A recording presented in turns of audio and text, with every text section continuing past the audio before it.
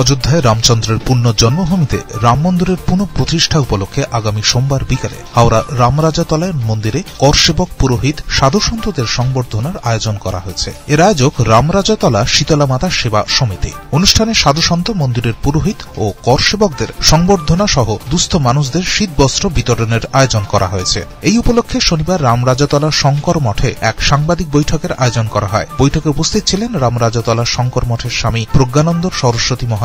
অনুষ্ঠানে আহ্বায়ক গৌরাঙ্গ ভট্টাচার্য। ভগবান রামচন্দ্র লঙ্কা বিজয় করেছিলেন, সকলেই জানেন।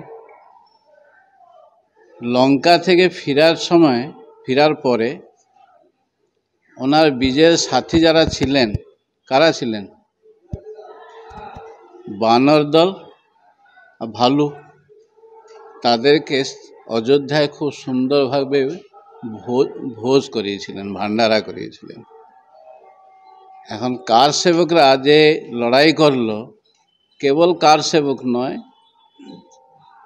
শ্রী রামচন্দ্রের জন্মভূমি উদ্ধারের জন্যে আজ 500 বছর ধরে সাধু, সন্ন্যাসী, সজ্জন, ক্ষত্রিয়বর্গ, ব্রাহ্মণবর্গ, বৈশ্য, শূদ্র সকলেই, কেন ভগবান রামচন্দ্রের প্রতি প্রত্যেক ভারতীয়ের হৃদয়ে স্থান আছে।